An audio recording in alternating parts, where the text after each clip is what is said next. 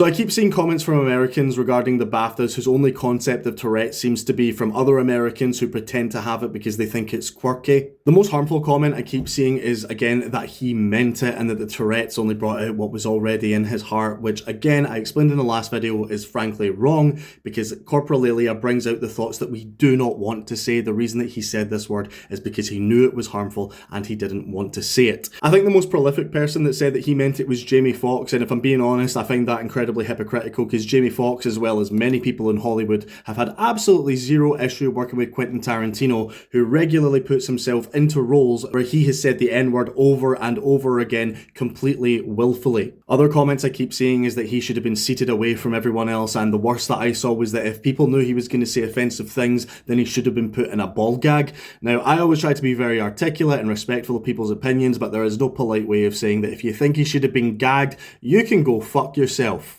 Everybody at that award show was warned that he was going to be there and that they may hear obscene things throughout the night. That man was there because there was a critically acclaimed film nominated that was about his life and his struggles living with the condition that has now become so controversial and stigmatized again. Now, John has put out an apology saying that he is mortified if anyone thinks that he does mean his tics, and I keep seeing a lot of people saying that this is still not enough. And I think one thing people really have to remember is that John is a 54-year-old man from Scotland. He is not going to know what the correct thing to say is to a terminally online millennial from Arkansas. There are people who use that word every single day, fully knowing the impact that it has on people. Maybe instead of being angry at John, who said it completely involuntarily because he knew he wasn't supposed to, we should be angry at them and the editors of the BAFTAs who chose to leave this in and just left everyone feeling humiliated and further stigmatise a condition that John has worked his entire life to educate people about.